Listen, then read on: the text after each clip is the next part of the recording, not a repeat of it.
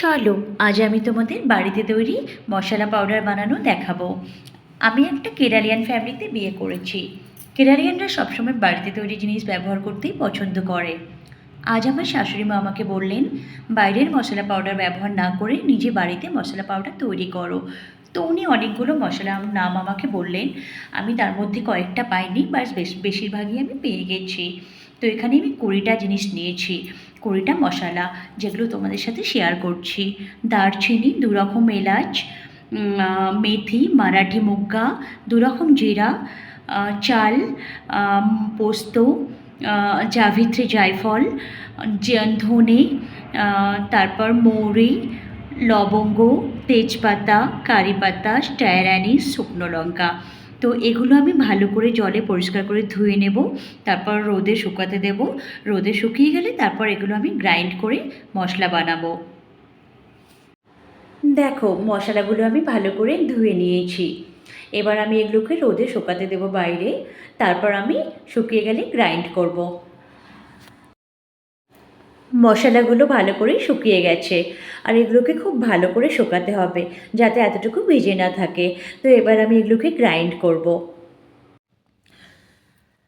এবার আমি মশলাগুলো জারের মধ্যে ভরে নিচ্ছি। প্রথমবার এরকম কোনো কাজ করছি, আমার খুব ভালোও লাগছে, আমার ভয়ও লাগছে, কারণ যদি না ভালো হয়। এই দেখো একটা চুল পড়ে গেল, ফেলে দিলাম। জানি না ব্যাঙ্গালোরে এত কেন হেয়ার ফল হয়।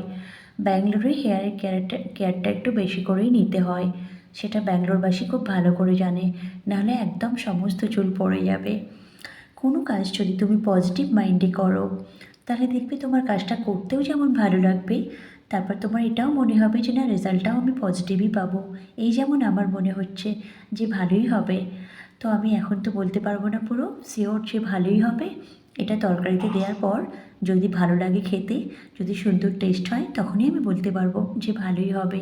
আর একটা কথা, আমি মোট 20টা ইনগ্রিডিয়েন্টস দিয়েছি। 2টো ইনগ্রিডিয়েন্টস বলতে আমি ভুলে গেছি, সেগুলো হলো মাস্টার্ড অর্থাৎ সর্ষে, আর একটা black pepper powder. Black pepper সিডটা আমি চেয়েছিলাম, কিন্তু আমার কাছে শেষ হয়ে গেছিলো ব্ল্যাক পেপার সিড, ওই জন্য আমি ব্ল্যাক পেপার পাউডারটা এখানে ইউজ করেছি। তো এখন গ্রাইন্ড করতে চালু করে দিয়েছি, তোমরা দেখতে থাকো। মশলা রেডি, দেখতেও যেমন ভালো লাগছে, একটা সুন্দর স্মেলও ছড়াচ্ছে। তবে দেখা বা স্মেল কোনোটাই ইম্পর্টেন্ট নয়, ইম্পর্টেন্ট তরকারিতে দেওয়ার পর এর টেস্ট কেমন হয় সেটাই।